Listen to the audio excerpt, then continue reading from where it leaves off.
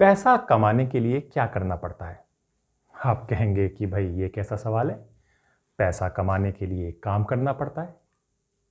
अगर मैं ये कहूँ कि पैसा कमाने के लिए आपको काम नहीं करना पड़ता है और आप बिना काम किए लाखों करोड़ों एक दिन में हजारों कमा सकते हैं, तो क्या आप यकीन करेंगे? अगर आप जानना चाहते हैं कि ये कौन सी कहानी है, ये किसकी कहानी है, इसके लिए ये वीडियो पूरा देखिए। नमस्कार, मेरा नाम हैदर अब्बास नकवी है और आप लोग मुझे इस वक्त इंडिया लाइफ में देख रहे हैं। आज मैं आपको बात बताऊंगा एक आदमी की 38 साल की जिसकी उम्र है और वो एक पब्लिशिंग हाउस यानी कि जहां पर किताबें छपती हैं वहां पर वो काम करता था। जब काम करता था तो उसको बॉस, उसके लोग उसको इसलिए डांट पड़ती थी कि तुम यहाँ पर कुछ करते नहीं। ये ताने सुन सुनकर वो परेशान हो गया और उसने ट्विटर पर लिखा कि मैं अवेलेबल हूँ कुछ नहीं करने के लिए। इस शख्स का नाम था शोजी मोरिटो। ये जापान के रहने वाले थे। ये कुछ ना करते हैं और फिर भी हज़ारों कमाते हैं। इन्होंने एक सर्विस यानी कि अपनी सर्विस देनी लोगों को शुरू की कि वो कुछ नहीं करते हैं, आप उनको बुला सकते हैं। जापान में अकेलापन, खालीपन एक बहुत बड़ी समस्या है और इस समस्या के लिए शूजी एक विकल्प बनकर वहाँ के लोगों के लिए आए। वो 1 घंटे का 10,000 येन चार्ज करते हैं, साथ में खाना पीना और आने जाने का खर्चा। उनको कौन लोग बुलाते हैं? उनको वो लोग बुलाते हैं जो अकेलेपन में किसी से बात करना चाहते हैं या किसी से बात भी नहीं करना चाहते हैं, बस एक साथी चाहते हैं जो उनके साथ बैठा रहे। और इसके लिए शूजी सबसे अच्छे विकल्प बनकर आ रहे हैं। एक डाटा एनालिस्ट अरुणा चिडा ने उनको सर्विस ली। जानते हैं उन्होंने उनकी सर्विस क्यों ली? क्योंकि वो साड़ी पहनकर पब्लिक में जाते हुए घबरा रही थी। तो उनको कोई ऐसा चाहिए था कि जिसके सामने वो पहले साड़ी पहनकर बैठ सकें और इसके लिए शूजी सबसे अच्छे विकल्प थे। वो साड़ी पहन के उनके साथ बैठते हैं और शूजी से बात करती हैं। लेकिन ध्यान रखिए, शूजी कभी खुद कुछ नहीं करते क्योंकि उनकी सर्विस ही ये है कि कुछ ना करके अपने आप को किराए पे देना।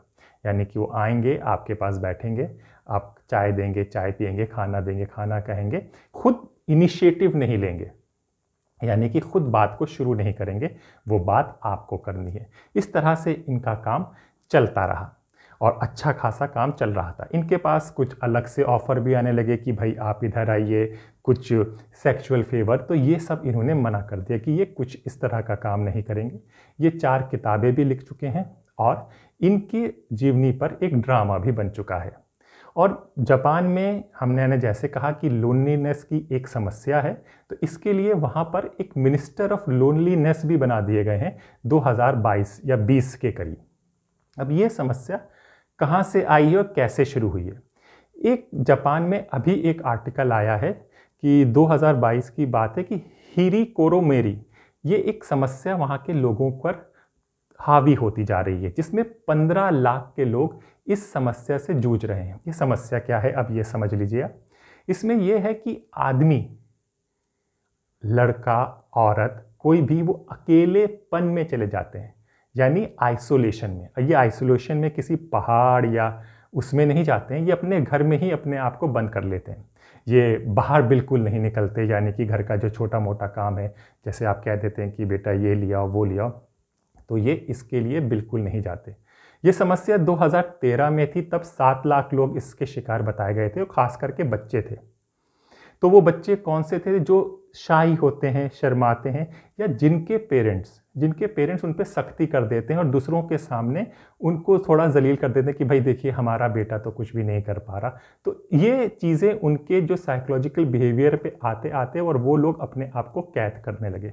ये 2013 में 7 लाख के करीब था और अभी जो 2022 की रिपोर्ट आई है उसमें ये आंकड़ा बढ़कर 1.5 करोड़ 15 लाख के करीब पहुंच चुका है।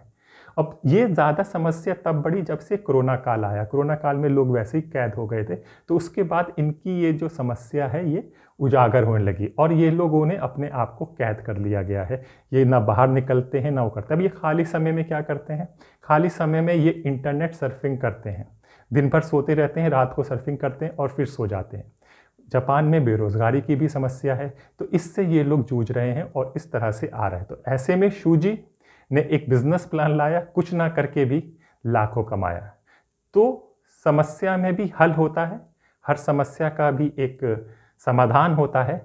अभी हमारे देश में इसीलिए जॉइंट फैमिली को ज़्यादा कहा जाता है कि जॉइंट फैमिली में हमारी ग्रोथ होती है, अच्छे संस्कार मिलते हैं और एक अच्छा लेवल बच्चे और इंसान का, अच्छे मानव का बनता है। ये बीमारियां हैं, हम लोग भी इस तरह से कोई हमारा बच्चा अकेलेपन में ना चला जाए, साथ देना चाहिए। हर के साथ एक बुरा वक्त और एक अच्छा वक्त ज़रूर आता है।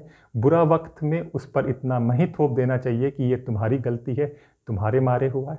सबके साथ होता है, सबकी तरह से होता है और हर इंसान के पास एक समाधान का रास्ता ज़रूर होता है। बस हमको एक नज़र चाहिए होती है उस रास्ते की तरफ जाने के लिए। तो आज इंडिया लाइफ में इतना ही। इसी तरह की कुछ रोचक कहानियाँ हम लेकर हमेशा आते रहेंगे। तब तक के लिए नमस्कार।